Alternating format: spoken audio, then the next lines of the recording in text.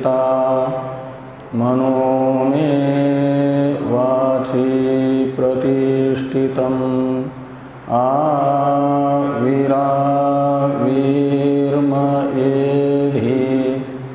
वेदस्य माणिस्थः श्रुतं मे मा प्रहासि रनेनाधीतेनाहोरात्रान् सन्ददामि ऋतं वदिष्यामि सत्यं वदिष्यामि तन्मामवतु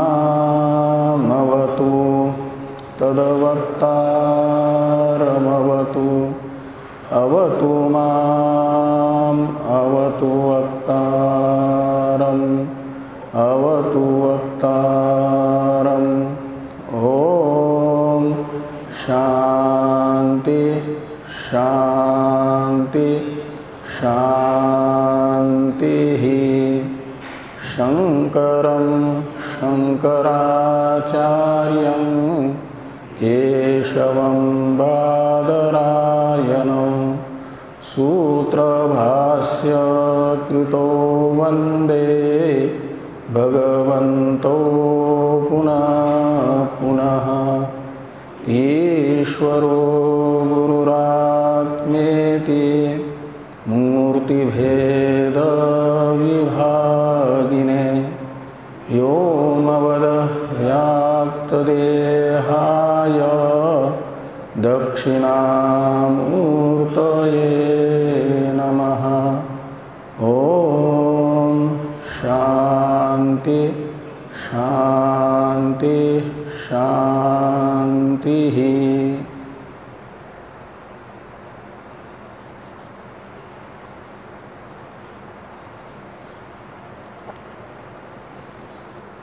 ऋग्वेदीय ऐतरेय उपनिषद के संबंध भाष्य की चर्चा संपन्न हुई। ऋग्वेदीय शांति मंत्र का प्रथम हम लोग विचार करेंगे, फिर ऐतरेय उपनिषद का विचार प्रारंभ होगा।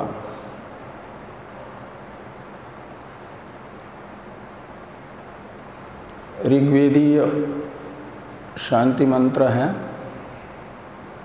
वाङ्मे मनसि प्रतिष्ठिता, जिसका प्रतिदिन हम लोग स्वाध्याय के प्रारंभ तथा स्वाध्याय के अंत में पाठ करते हैं। अर्थानुसंधान पूर्वक मंत्रों का पाठ मन को अधिक समाहित करता है, इसलिए मंत्र का अर्थ समझ करके मंत्र का उच्चारण अधिक लाभदायक माना गया है।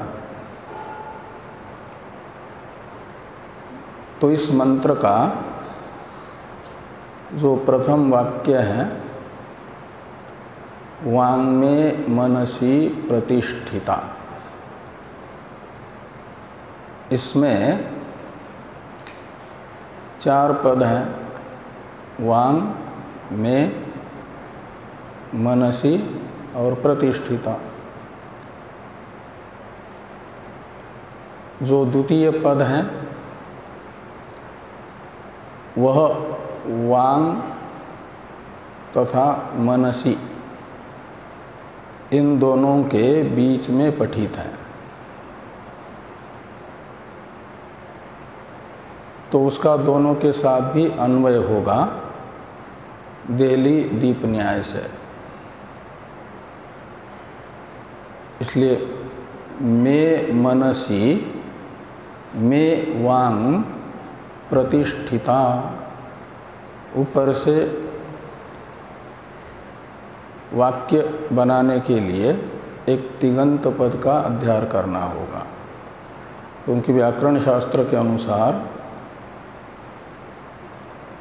केवल पद समूह वाक्य नहीं, अपितु ऐसा एक पद भी हो तो वाक्य माना जाता है जो तिगंत है। एक तिंग वाक्यम, ये वाक्य का लक्षण ही है। इसमें तिगंत कोई पद नहीं है। वाक प्रथमांत है, में षष्ट्यंत है। मम के स्थान पर में आदेश है ना। मनसी सप्तमी है, प्रतिष्ठिता प्रथमा है, वाक का विशेषण है। तो सभी के सभी सुबंत ही है, तिगंत एक भी पद नहीं है। इसलिए सुबंत पद का समूह नहीं कहलाएगा वाक्य, व्याकरण शास्त्र के अनुसार। उसमें कम से कम एक तिगंत पद भी होना चाहिए। तो तिगंत पद का अध्यार कर दीजिए, भवतु। तो अन्वय होगा में मनसी में वाक प्रतिष्ठिता भवतु। वांग में मनसी प्रतिष्ठिता का अन्वय होगा में मनसी में वाक प्रतिष्ठिता भवतु। ये एक वाक्य बना। तो में यानी मम, में मनसी का अर्थ निकलेगा मेरे मन में। में वाक यानी मेरी वाणी प्रतिष्ठित हो जाए। मेरी वाणी मेरे मन में प्रतिष्ठित हो जाए। और भवतु में जो लोट लकार है वह आज्ञा अर्थ में नहीं है, अपितु प्रार्थनार्थ में है। प्रार्थनार्थ में भी होता है ना लोट लकार, यानी लिंग लकार जिस अर्थ में होता है उन सब अर्थों में लोट लकार भी होता है, लोटते सूत्र से। इसलिए प्रार्थना अर्थ में यहाँ पर भवतु में लोट लकार समझना। तो ये जिज्ञासु अपने जिज्ञास्य परमात्म स्वरूप से प्रार्थना कर रहा है कि मेरी वाणी मेरे मन में प्रतिष्ठित हो जाए।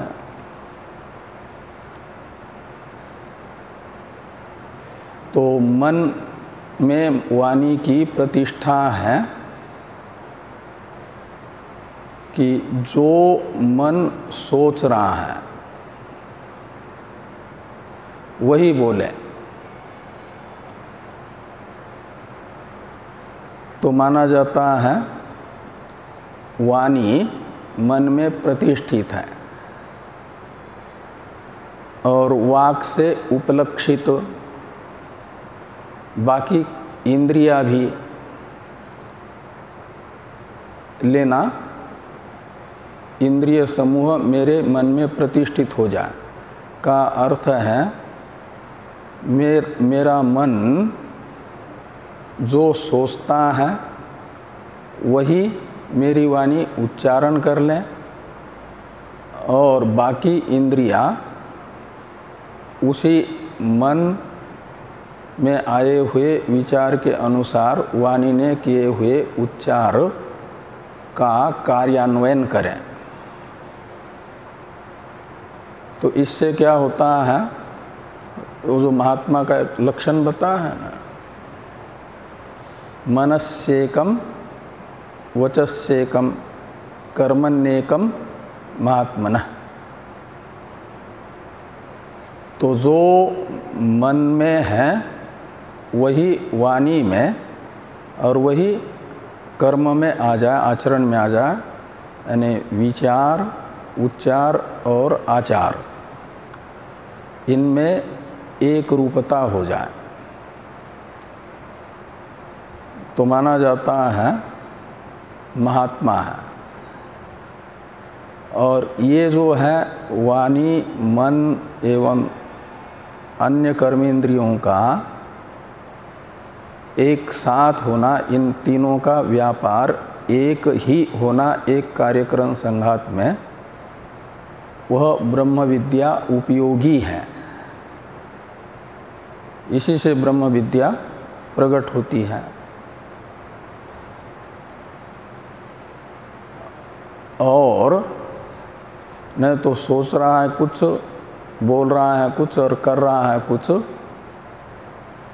तो विचार, उच्चार और आचार में वैलक्षण्य होने के कारण, विलक्षणता होने के कारण, विरोध होने के कारण ये है प्रतिबंधक ब्रह्म विद्या में।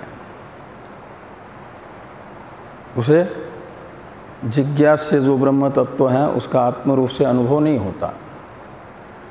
इसलिए यहाँ पर मैं ब्रह्म विद्या का अधिकारी बन जाऊं, जिससे ब्रह्म विद्या प्रकट होती है, ऐसे विचार, उच्चार तथा आचरण वाला बनूं। इस अभिप्राय से ये प्रथम वाक्य से प्रार्थना है ब्रह्म से, जिज्ञास्य ब्रह्म से कि मे मनसी मे वाक प्रतिष्ठिता भवतु। और दूसरा वाक्य है मनो में वाची प्रतिष्ठितम। मन तो बहुत बड़ी बड़ी बातें सोचता है, जिसका उच्चारण तथा आचरण संभव न हो, ऐसे भी। तो ऐसा मन का विचार, सोचना, व्यापार जो हम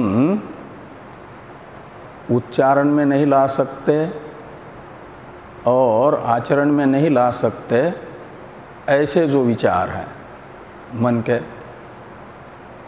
वो भी हमारे मन में न आ जाए।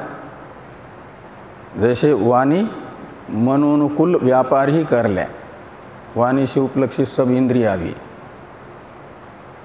ऐसे मन भी वही सोचे जो ब्रह्म विद्या उपयोगी साधनों में हम अपने जीवन में उतार सके, ऐसे साधन विषयक विचार ही मन में आ जाए। इस दृष्टि से यहाँ पर यह कहा जा रहा है कि मैं वाची मैं मनः प्रतिष्ठितम भवतु। भवतु क्रियापद का अध्याय यहाँ भी किया जाएगा। तो मेरा मन भी उच्चार तथा आचार में समर्थ विचार करने वाला ही बने।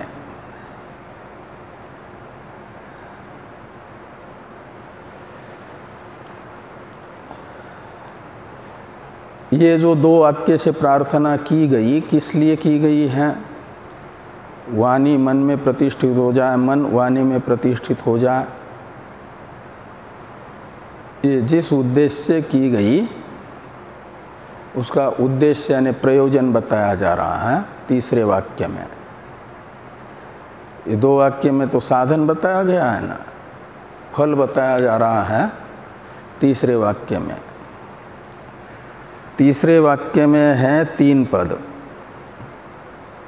आवी ही,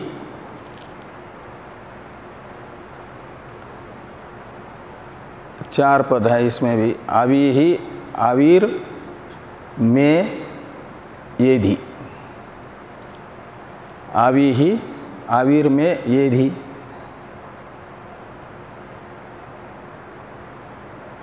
तो आवी ये गति नामक अव्यय है, और जो गति तथा उपसर्ग संज्ञक होते हैं उनका धातु के पूर्व में प्रयोग होता है।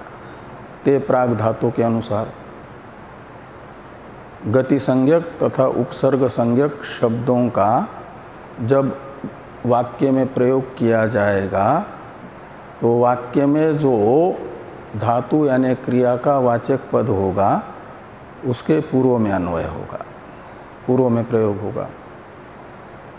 अनुभवती, प्रभवती इत्यादि में जैसे प्र उपसर्ग का भवती क्रियापद के पूर्व में अनु उपसर्ग का पूर्व में प्रयोग हो रहा है ना, ऐसे गति संज्ञक हैं अव्यय आवी, और 2 बार आवी शब्द का प्रयोग है। एक शुरू में आवी है आवीर, और एक दूसरा आवीर है। तो पहला जो आवी शब्द है वो संबोधन है, हे आवी, ऐसा संबोधन है। और आवी शब्द का अर्थ होता है प्रकाश, और प्रकृति में भौतिक प्रकाश नहीं लेना, आवी शब्द का अर्थ होगा चेतन प्रकाश, चित प्रकाश, यानी ब्रह्म, चेतन परमात्मा। हे आवी ये संबोधन हुआ, तो यानी हे चिद्रूप ब्रह्मन ये संबोधन हुआ।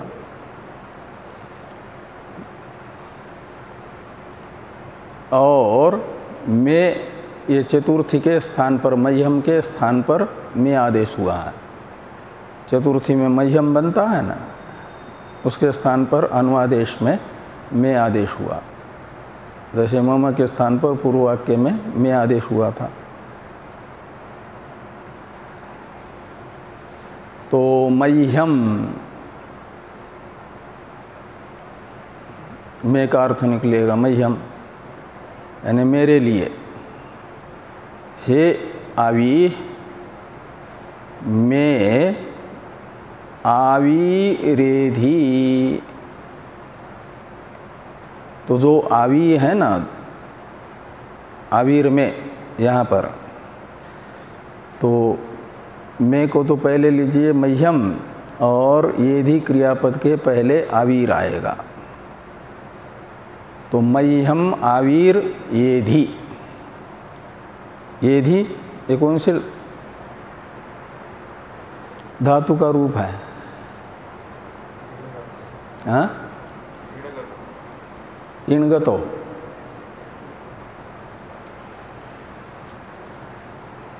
इणगतो होगा ये धी।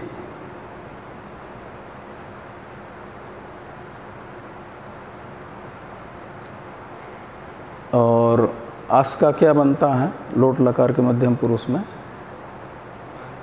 हाँ? अस धातु का, अस भुवी धातु है ना एक, उसका लोट लकार में क्या बनेगा? हाँ, क्या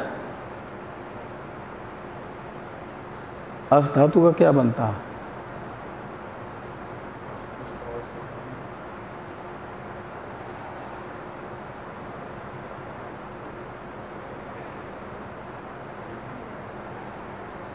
हाँ? उसका तो लोट लकार में इणगतों का ये ही बनता है, आंग उपसर्ग होगा तो, नहीं तो यही। शिवे ही में आंग उपसर्ग पूर्वक इणगतों का लोट लकार का रूप है ना, शिवे ही, ऊपर रूपे का आदेश हुआ है स्थानीय आदेश मान करके। लघु में उदाहरण आता है ना, और ये भी है अस धातु का रूप लोट लकार का।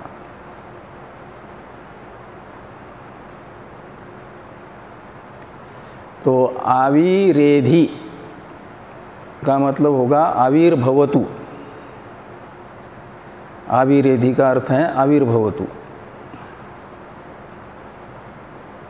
भवतु ने आविर्भव, लोट लकार का मध्यम पुरुष है ना, इसलिए भव होगा, भवतु तो प्रथम पुरुष में होगा।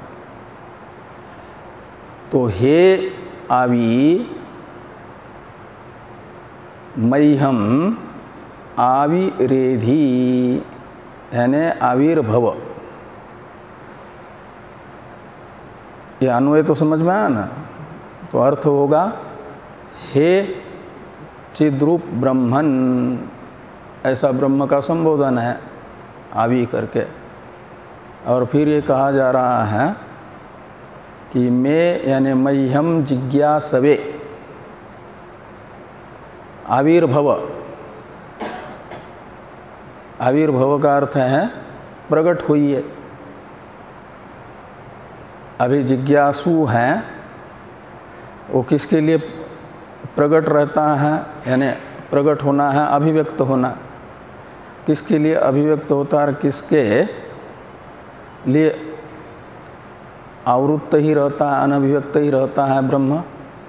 यद्यपि सबका स्वरूप है, ब्रह्म सबका स्वरूप है ना, लेकिन किसी के लिए होता है प्रकट, किसी के लिए अप्रकट।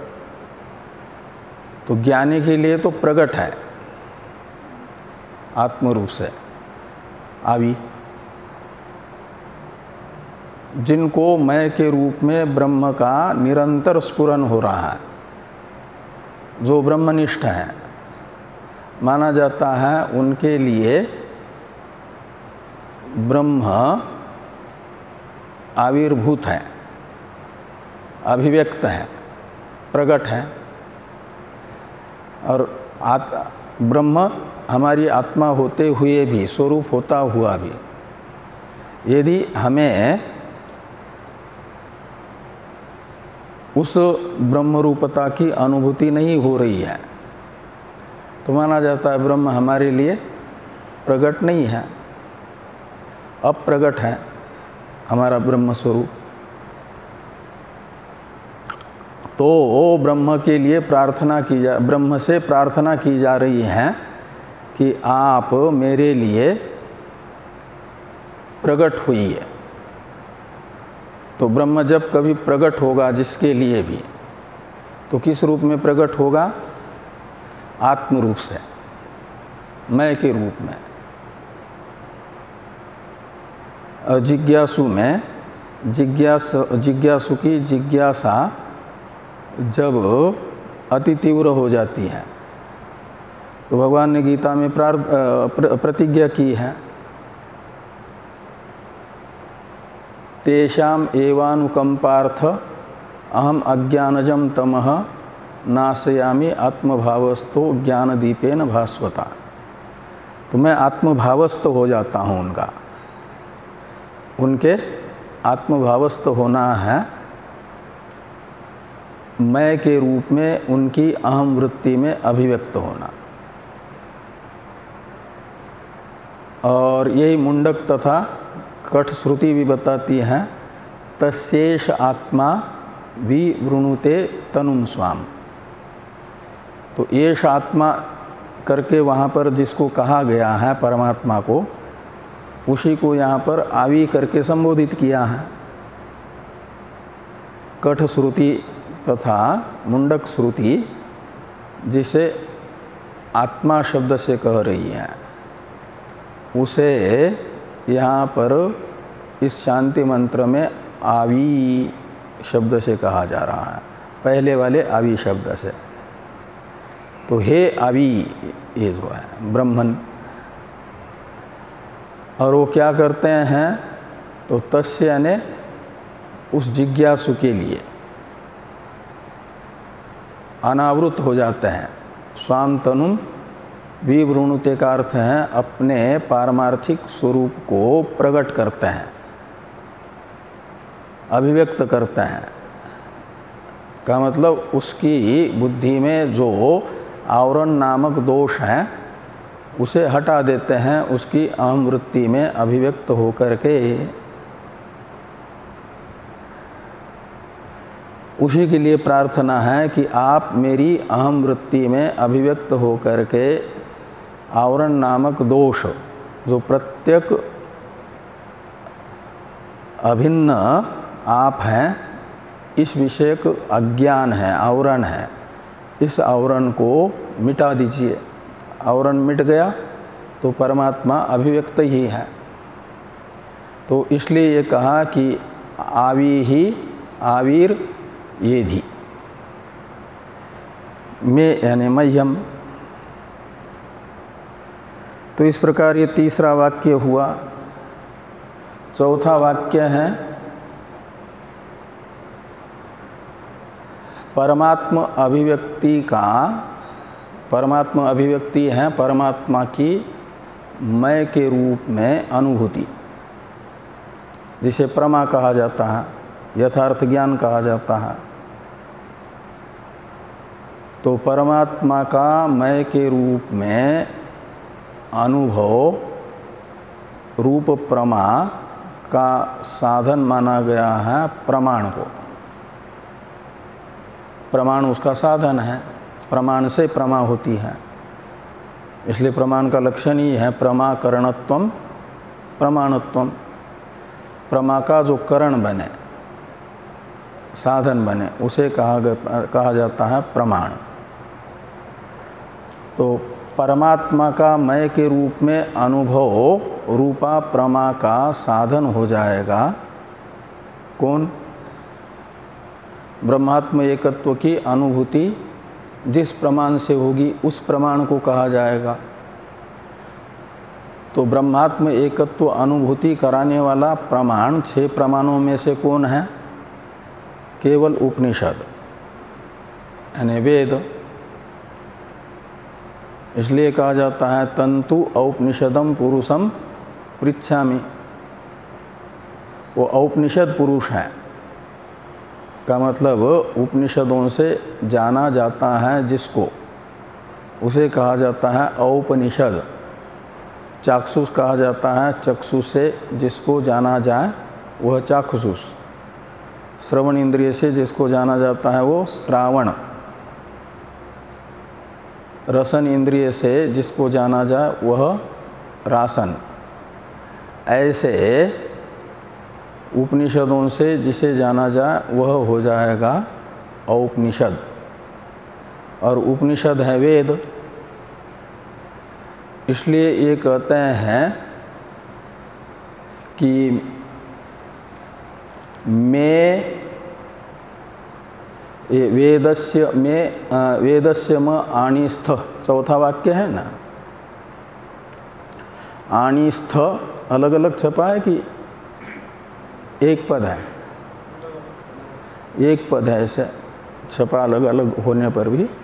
आणिस्थ कौन सी धातु है?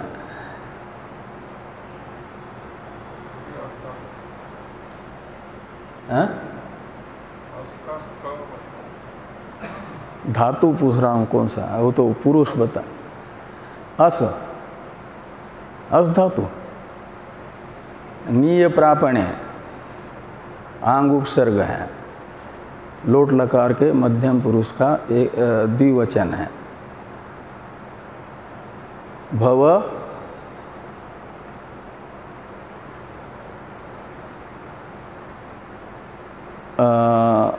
भवतु भवतः भवत ऐसा आता है ना। वो तो उसमें प्रथम पुरुष में, और इसमें स्थ और थ ऐसा होता है। तो ये मध्यम पुरुष का द्विवचन है, लोट लकार का ही।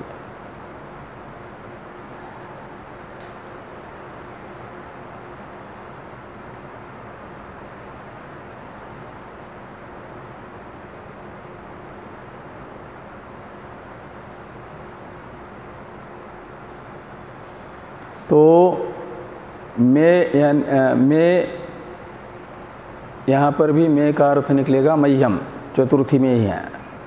चतुर्थी के स्थान पर मैं आदेश हुआ, या षष्ठी भी मान सकते हैं। ऊपर से शुरू में जो 2 वाक्य थे, वांग में मनसी प्रतिष्ठिता, मनो में वाची प्रतिष्ठितम, इन वाक्यों में जिन वाक तथा मन की चर्चा हुई है उन दोनों को यहाँ पर इस वाक्य में ले आइए, प्रथमा का द्विवचन बना दीजिए, वांग मनसी, ऐसा, ठीक। और मैं का उन्हीं के साथ अन्वय कर दीजिए, मैं वांग मनसी, यानी मेरी वाणी तथा मन, ये दोनों। आनिस्थ ये द्विवचन है ना, द्विवचन होने से वो कर्ता हो जाएंगे प्रथमा द्विवचनांत वांग मनसी। मैं वांग मनसी वेदस्य आनिस्थ, ये ध्यान में आ। तो मेरे वाक और मन वेद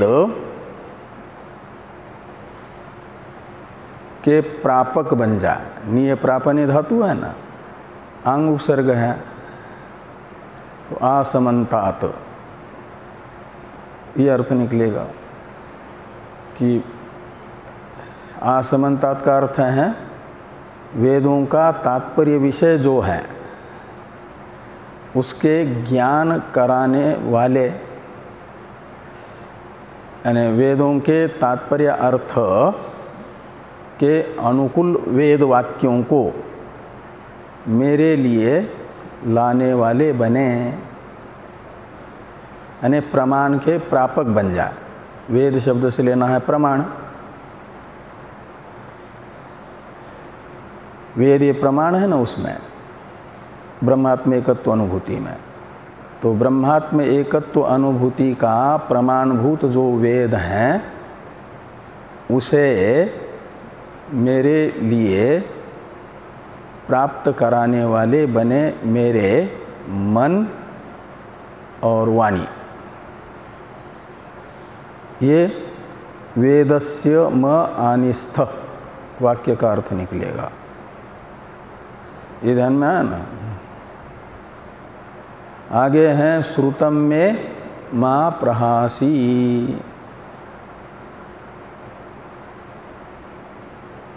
तो श्रुतम यानी विचारितम, श्रवण तो विचार है ना,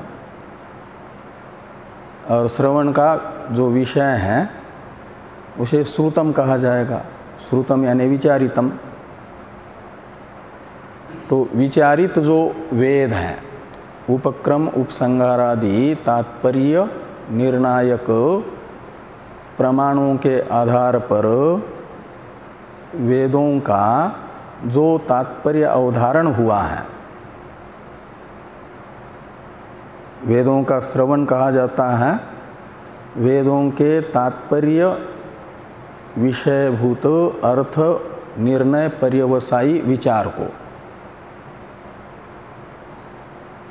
किसी ग्रंथ का हम श्रवण कर रहे हैं का मतलब है उस ग्रंथ का जो तात्पर्य विषय है उस विषय के ज्ञान पर्यवसायी ग्रंथ का विचार कर रहे हैं। ग्रंथ प्रतिपादित अर्थ ज्ञान पर्यवसायी ग्रंथ का विचार, ये श्रवण कहलाता है। तो श्रुतम का अर्थ है विचारितम। ये विशेषण किसका है? और उससे लेना ज्ञान को एक प्रकार से, जो श्रावणज ज्ञान हुआ, वेद विचार से ज्ञान हुआ, वह ज्ञान यदि श्रवण मात्र से ज्ञान होता है उत्तम अधिकारी को, और वो ऐसा ज्ञान होता है जो फल पर्यवसायी ज्ञान होता है। फल पर्यवसायी ज्ञान का अर्थ है आवरण निवर्तक ज्ञान। जो अनादि आवरण है असत्वापादक और आभानापादक उसका निवर्तक साक्षात्कार, ये विचारित वेद वाक्य मात्र से होता है उत्तम अधिकारी को, और उत्तम अधिकारी बनता है पहले जन्मों की साधना से। अनेकों जन्मों से साधना करते करते ज्ञान की उत्पत्ति में प्रतिबंधक कोई दोष नहीं रहा, केवल भावी प्रतिबंध जैसा था वामदेव ऋषि जी का जैसे, ऐसा किसी किसी का कोई प्रतिबंध दोष भावी रहा, उसके कारण जन्म हुआ। तो वेदांत श्रवण मात्र से ही उसे अहम ब्रह्मास्मि बोध हो जाता है, यदि संशय विपर्य रहित बुद्धि है तो। और संशय है तो मनन की ज़रूरत पड़ती है, और वेदांत विषयक, वेदांत के विषय विषयक विपर्य हैं तो निधिध्यासन की भी ज़रूरत पड़ती है। इसलिए सबको मनन निधिध्यासन की आवश्यकता होगी ही, ऐसा नहीं। श्रवण के बाद भी संशय वेदांत अर्थ विषयक रहा यदि तो मनन, और विपर्य रहा तो निधिध्यासन, और अन्यथा श्रवण मात्र से ही, अन्यथा का मतलब संशय विपर्य रहित बुद्धि वाले व्यक्ति को श्रवण मात्र से ही अहम ब्रह्मास्मि बोध हो जाता है। तो उसका तो फिर वो बोध आभानापादक आवरण को मिटा करके स्वयं भी निवृत्त होता, और फिर उसे कभी आत्मस्वरूप का विस्मरण नहीं होता। ऐसे अधिकारी की ये प्रार्थना नहीं है जो चौथा वाक्य है। चौथा क्या, पांचवा, यह चौथा ही है, चौथा वेदस्य म आनिस्थ, और ये तो हुआ। और पांचवा है श्रुतम में माँ प्रहासी। इस वाक्य से प्रार्थना करने वाला वह है जिसे श्रवण मात्र से आवरण नामक दोष का निवर्तक साक्षात्कार नहीं हुआ। वेदांत प्रतिपाद्य विषय विषयक संशय या विपर्य बुद्धि में विद्यमान है। ऐसे व्यक्ति को, ऐसा जिज्ञासु आवी शब्दित जो परमात्मा है उनसे प्रार्थना कर रहा है कि मैं श्रुतम माँ प्रहासी। तो ये जो विचारित वेदांत है, या वेदांत से जो शब्दार्थ ज्ञान हुआ है, परोक्ष ज्ञान हुआ है, वो भी परोक्ष ज्ञान सबसे भी संशय सहित है, तो भूलने की संभावना होती है। तो जब विचार करते हैं वेदांत का, स्वाध्याय में बैठते हैं, तो बिल्कुल लगता है कि जो वेदांत बता रहा है ब्रह्म सत्यम जगन मिथ्या जीवो ब्रह्मैव नापरः, सही है, ऐसा लगता है। और स्वाध्याय से निकले तो तुरंत फिर द्वैत जो अनात्म वस्तुएं हैं वह सत्य प्रतीत होने लगती है। तो माना जाता है वेदांत श्रवण जनित जो ज्ञान है उसका विस्मरण हो गया, उसके श्रवण ने उसका प्रहाण कर दिया। तो इसलिए यहाँ पर कह रहे हैं कि मैं श्रुतम माँ प्रहासी। तो मुझे जो श्रवण से उपलब्ध ज्ञान है वह माँ प्रहासी का अर्थ है त्याग न करें।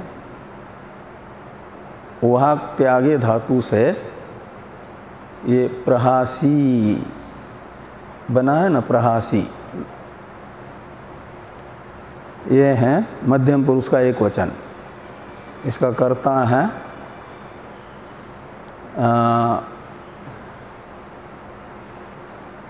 श्रुतम, तो मेरा ज्ञान, श्रवण जनित मेरा ज्ञान मुझे त्यागे न। तो ज्ञान त्यागेगा का मतलब है उसका विस्मरण हो जाएगा। कुछ दिनों बाद बुद्धि से ऐसा निकल जाएगा कि पता ही नहीं चलेगा व्यवहार करते करते कि हम ब्रह्म रूप हैं, जग द्वैत मिथ्या हैं, ब्रह्म सत्य हैं और हम सत्य ब्रह्म का ही ब्रह्म स्वरूप ही है। ये जो वेदांत से प्राप्त ज्ञान है यह किसी को त्याग देता है का मतलब है कि वह विस्मृत हो जाता है। लेकिन यह माँ निषेध अर्थ में है, तो माँ प्रहासी का अर्थ है कि उस ज्ञान का विस्मरण मुझे न हो। यदि विस्मरण हुआ तो माना जाता है ज्ञान ने छोड़ दिया।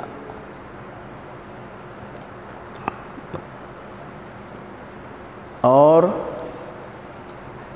या श्रुतम माँ प्रहासी का अर्थ है कि श्रवण जन्य ज्ञान को मैं न त्यागूं। लेकिन मैं न त्यागूं ये इसलिए नहीं होगा कि मध्यम पुरुष है ना, उत्तम पुरुष होता फिर प्रहासी, ये द्विवचन मध्यम पुरुष है, इसलिए श्रुतम ही करता होगा।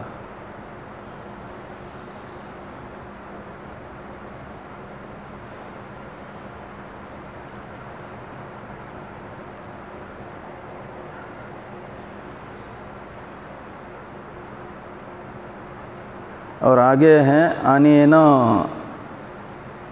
अधीतेन अहोरात्रान संदधामि। तो ये जो अधीत हैं यानी वेदांत, विचारित वेदांत हैं।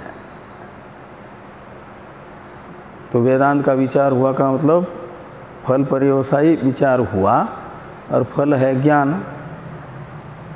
तो जो परोक्ष ज्ञान हुआ है वेदांत का,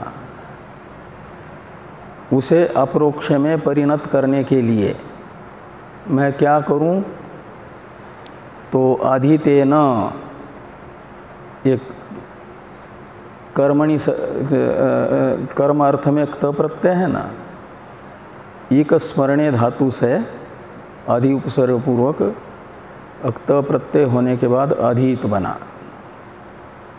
तो स्मृत ये अर्थ निकलेगा उसका, स्मरण का विषय। तो स्मरण का विषय कौन? वेदांतार्थ। और वेदांतार्थ है ब्रह्म सत्यम जगन मिथ्या जीवो ब्रह्मैव न अपरः। तो अनेन अधीतेन, तो इस वेदांत अर्थ के स्मरण से मैं क्या करूं? तो अहोरात्रान संदधामि। तो अधीतेन में भावार्थ में भी क्त प्रत्यय मान सकते हैं। तो उस समय अधीत का अर्थ निकलेगा स्मरण। किसका स्मरण? तो वेदांतार्थ का स्मरण। तो वेदांतार्थ के स्मरण से ही मैं क्या करूं? अहोरात्रान संदधामि। संदधामि का अर्थ निकलता है जोड़ू। यहाँ संदधामि उत्तम पुरुष होने से कर्ता हो जाएगा अहम। अहम का वाक्य में प्रयोग नहीं है तो भी वही कर्ता हो जाएगा। और ये जो है अहम अनेन अधीतेन अहोरात्रान संदधामि का मतलब होगा मैं वेदांत अर्थ चिंतन से दिन को रात्रि के साथ जोड़ूं, रात्रि को दिन के साथ जोड़ूं। का मतलब है कि दिन रात अर्थात जग रहा हूँ तो एक ही व्यापार मेरे मन में होता रहे। और वो व्यापार क्या? वेदांतार्थ चिंतन। वेदांत अर्थ के स्मरण में ही मेरा समय व्यतीत हो जाए। ये अहोरात्रान संदधामि अनेन अधितेन, अहोरात्रान संदधामि से प्रार्थना है। जैसे अन्य वचन में कहा जाता है कि आसुप्ते रामृते कालम नयद वेदांत चिंतया नावसरम किंचित दद्यात् कामादीनाम मनागपि। ये यहाँ पर इस वाक्य से प्रार्थना है कि दिन रात मेरे से वेदांतार्थ का ही चिंतन हो जाए। उससे क्या होगा? तो जो श्रुत है वह बना रहेगा, उसका त्याग नहीं होगा उसका, वो हमको नहीं त्यागेगा। हमारी बुद्धि में उसका बना रहना ही, उसका हमारा त्याग न करना है उसके द्वारा।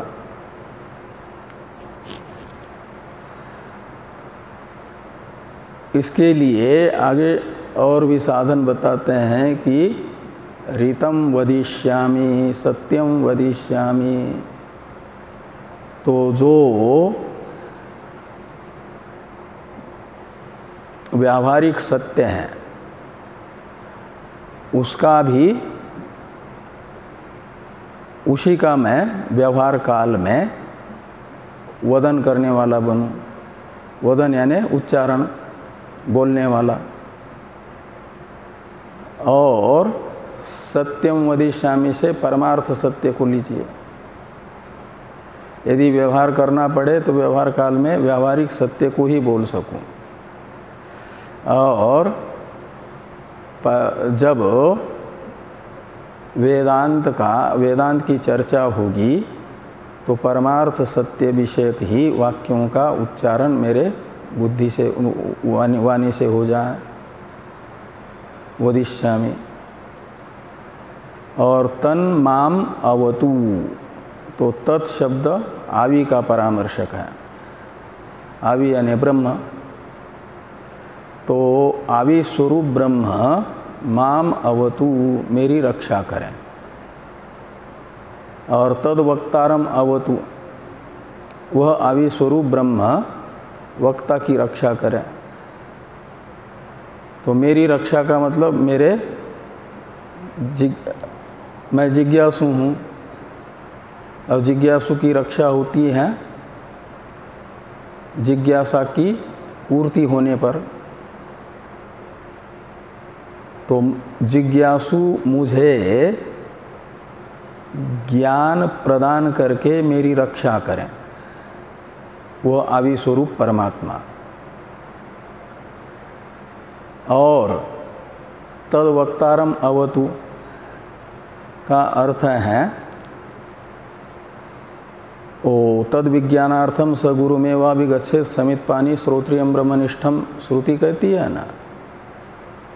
तो ज्ञान प्राप्त तो होगा वक्ता से, लेकिन कैसे वक्ता से? श्रोत्रिय ब्रह्मनिष्ठ से। इसलिए वक्ता में यानी आचार्य में मेरे ज्ञान उपयोगी श्रोत्रियत्व तथा ब्रह्मनिष्ठा प्रदान करके आचार्य की भी रक्षा करें। यदि श्रोत्रिय ब्रह्मनिष्ठ आचार्य न हो तो जिज्ञासु की जिज्ञासा शांत नहीं हो पाएगी। तो आचार्य में श्रोत्रियता ब्रह्मनिष्ठता का आधान करके आचार्यत्व की रक्षा आचार्य के, और जिज्ञासु के की रक्षा हो जाएगी ज्ञान प्रदान करके। बाकी वक्तारम अवतु, अवतु माम अवतु वक्तारम, ये जो दो बार उच्चारण है, इन दोनों के प्रति विशेष अवधान परमात्मा का आकर्षित करने के लिए।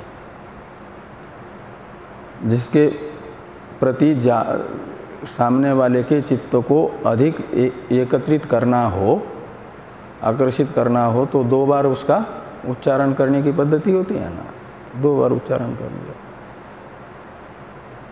और ज्ञान आचार्यत्व के अधीन होने के कारण आचार्य के लिए अवतु वक्तारम 3 बार कहा।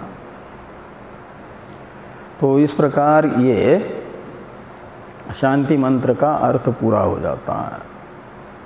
और ओम शांति शांति शांति, ये जो 3 बार उच्चारण है वह आध्यात्मिक, आधिभौतिक, आधिदैविक त्रिविध तापों की निवृत्ति के उद्देश्य हैं। अब ये जो भाष्य मूल मंत्र है, इसकी अवतरण टीका है। इस टीका को हम लोग कल देखते हैं और फिर मूल का अर्थ करते हैं।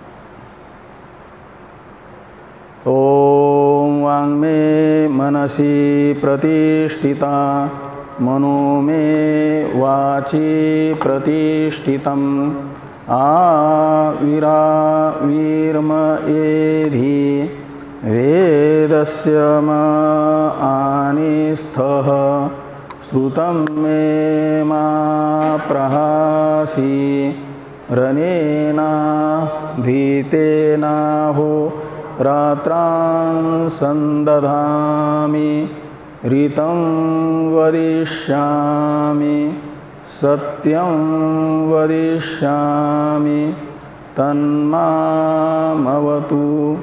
तद्वक्तारमवतु, माम् अवतु वक्तारम्। ओम